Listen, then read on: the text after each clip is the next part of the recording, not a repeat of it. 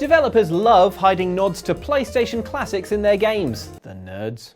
However, some go further than just some hidden item or scene you can stumble across, and decide to hide them in their trophy lists. Heck, some of them give you Easter egg trophies for finding Easter eggs. This is more layers of egg than an Eggs Florentine with extra egg. Try not to spoil your dinner as we chomp through these super sweet Easter egg trophies. Oh, and also don't spoil your games, these ones in particular.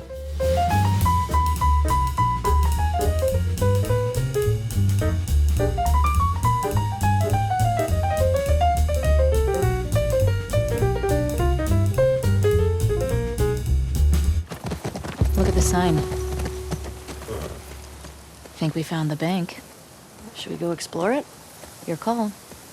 Much like a naughty dog will hide a bone in your garden, so will game developer Naughty Dog. Only the bone is an Easter egg, and the garden is their game. Well, I've done all the work I'm going to do today. For example, in Uncharted 4, Naughty Dog make you play the first level of the original Crash Bandicoot while they make a million self-deprecating jokes about it. What does the fruit do? 100 gives you an extra life. 100? Who's got time to pick 100 pieces of fruit? Uncharted 4 players have time for that, according to Naughty Dog. But some of their references are a little more subtle, such as in The Last of Us Part 2. When Ellie first reaches Seattle, she and her girlfriend Dina can explore a number of different places around the city. Sadly, due to it being a post-apocalyptic wasteland, this doesn't include a coffee at the first ever Starbucks, or a go up the Space Needle, or the Fraser walking tour. Instead, it involves heading to the local bank and clearing out a bunch of undead monsters. Still, shame about the walking tour. God, I hope Niles made it. But the bank is a good spot to head to because despite money now being meaningless in a zombie-filled world, there are still rich rewards to be found. Not only does Ellie find a super handy shotgun, but if she delves into a lockbox, she'll find another valuable treasure. Cool. This item will look familiar to Uncharted fans who will recognise it as Francis Drake's ring, the famous trinket that Nathan Drake wears around his neck and that plays a huge role in the third game, Drake's Deception. As if that nostalgia hit wasn't enough, players are also rewarded with the trophy, So Great and Small. Great and small. Just like Niles. Did we find out if he made it yet? I'm on hold with Naughty Dog now. Well, let me know when you find out. They're not picking up. Well, ring harder. Actually, So Great and Small is the translation of the Latin text engraved on the ring, as fans of Uncharted will know. They'll also know that the ring was lost in quicksand in the Arabian Peninsula in Uncharted 3, so how the hell did it end up in a lockbox in Seattle? Well, the events of Uncharted 3 actually happened in 2015, 2 years after the Cordyceps virus outbreak, and we know from abandoned game cases that the Uncharted games exist in this universe. So this bit of jewellery is most likely a replica dropped by a Nate Drake cosplayer at the Washington State Convention Center, and somebody didn't realise before they locked it away. Sorry to whoever that person was, but Ellie said it was cool, so it's got to be some comfort. Right, to their mushroom zombie face.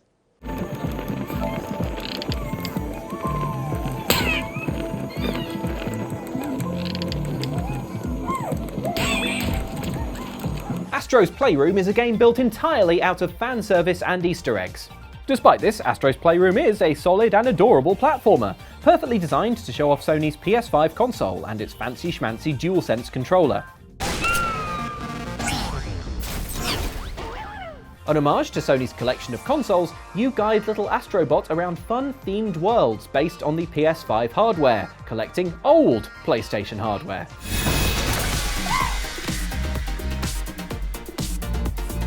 In each of these worlds, you find loads of cute little bots filming recreations of PlayStation exclusives, such as Shadow of the Colossus, Days Gone, and Bloodborne, which definitely pleased us here at Outside Extra. Oh, look at your little... Oh my gosh, it's a Bloodborne! Yeah! Oh my god! Oh my god! Oh my god! Yeah, oh my god! He hit me with the saw cleaver! I'm so happy! What? I was excited, okay? It's not a crime. But if you thought the Easter eggs were restricted to recreations of Sony releases complete in costume, you'd be wrong. There are several scattered about the trophy list too. So many that this entire video could have featured just them, if we wanted to take the rest of the day off. No. I had a bowling lane booked. Well, unbook it. However, our favourite trophy can be won at the end of the GPU jungle level up on Mount Motherboard. Here in the snowy climbs, you can see a bunch of cute little robot rabbits hopping about. Aw, adorable. But up here you can also acquire a bow and arrow, so your video game instincts take over as you kill the bunny bots. There are 8 in total, even hiding above you in the cliffside, popping in and out of cover, so you need to use all your archery skills, and once you've finally shot them all, you're rewarded with a trophy, which all God of War fans will know has to be read as adequate, boy. Yes, those fans will know this is a cute reference to tiny archer Atreus in God of War 2018, and his father Kratos, who often refers to him just as boy. Slow down, boy. Ah, subtle, we like it. Unlike this. Ooh!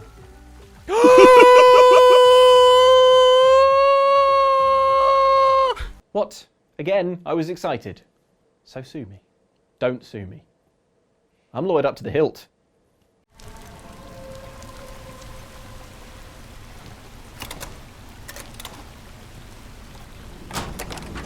There you go. Okay, I was harsh on Naughty Dog earlier. Not every Easter egg they put in a game is about them. One example of a nod to a non-Naughty Dog game can be found in the trophy list of The Last of Us. It's awarded for unlocking every shiv door, which are the locked doors found throughout the game that can only be opened with a makeshift knife and a sprinkle of brute force. Find and open all these doors and boom, you'll be awarded with the trophy Master of Unlocking. At which point, all old school Resident Evil fans will jump up out of their chairs and start helicoptering their t-shirts. I assume. I mean, that's what I did. Because it seems Naughty Dog couldn't resist a reference to another PlayStation original, zombie-filled survival horror game, Resident Evil, a game chock-a-block with hilariously clunky dialogue, mostly from old Barry here. Oh, Barry! That was too close. You were almost a Jill sandwich. She was nearly crushed, Barry. So really it would have been more like a Jill puree. Maybe a kind of Jill fruit leather, if it were allowed to dry. One other very memeable line is heard when Barry gives Jill a lockpick to explore the game's Spencer Mansion, giving her a rather weird nickname. Jill, here's a lockpick. It might be handy if you, the Master of Unlocking, take it with you. Yes, Jill doesn't need keys to open areas of the mansion like her co-star Chris Redfield, because she is adept at lockpicking, or as Barry awkwardly calls her, the Master of Unlocking. And thus, Naughty Dog found a name for their trophy, as, just like Jill, The Last of Us protagonist Joel doesn't need keys to get past a locked door. All he needs is the post-apocalyptic version of a lockpick, aka a knife and a good shove. Nice. But unlike Jill, Joel can use his lockpick to insta-kill a zombie. Oh, man. Just not trying hard enough, Jill. You really need to get in there with it, behind the eyeball. Just whisk it around.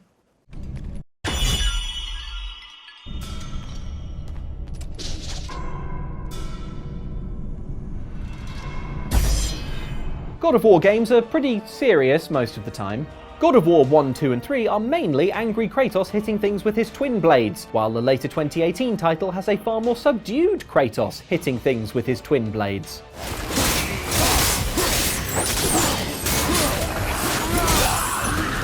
I mean, subdued is a relative term.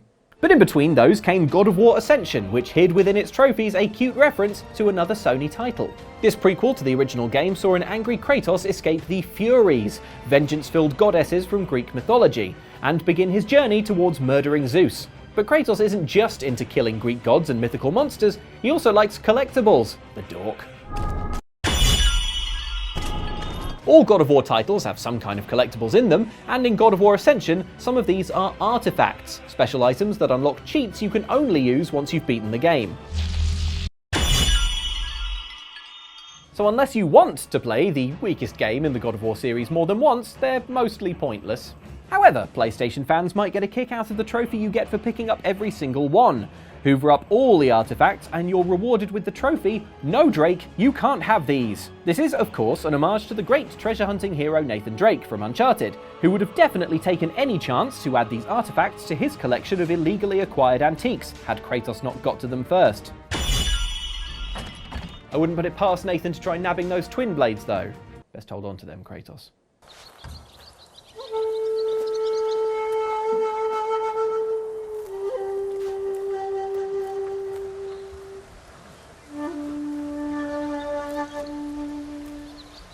In Ghost of Tsushima, you don't just play a sneaky samurai, but a downright fashionista. A sushionista, if you will. I won't. Well, I will.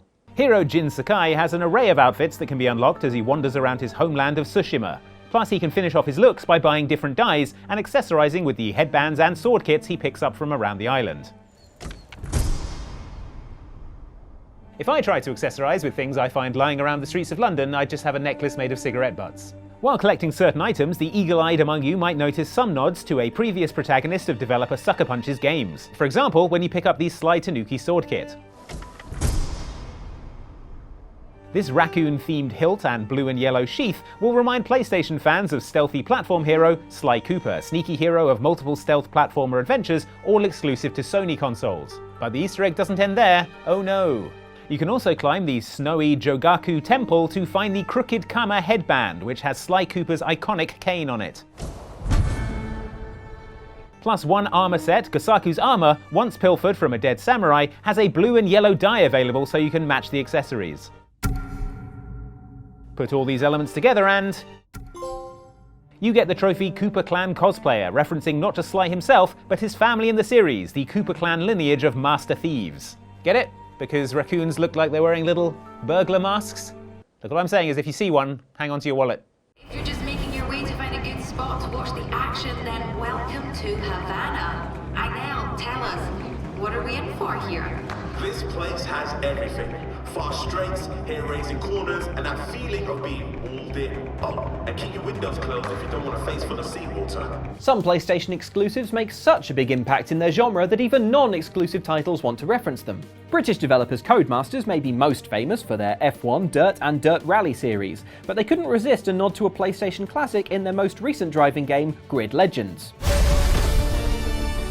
One route in Grid Legends is the Havana Castillo View route, a gorgeous track that takes you right past the Castillo de la Real Fuerza, a famous castle in Havana, Cuba. Should you complete an event there at night, that is in the in-game night, not after you've just had your dinner, you'll be awarded the trophy Moon Above the Castle. Or a achievement, if you're playing on Xbox. It's at this point that the Gran Turismo nerds among you will chuckle away at a lovely little reference. The trophy/achievement name, Moon Above the Castle, is a nod to the title of the Gran Turismo opening theme, aka Moon Over the Castle, aka a total banger.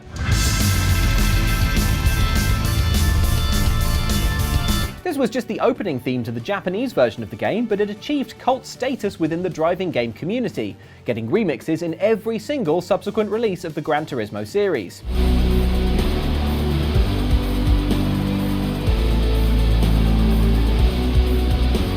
Not only that, but it's being added to every single one of my playlists.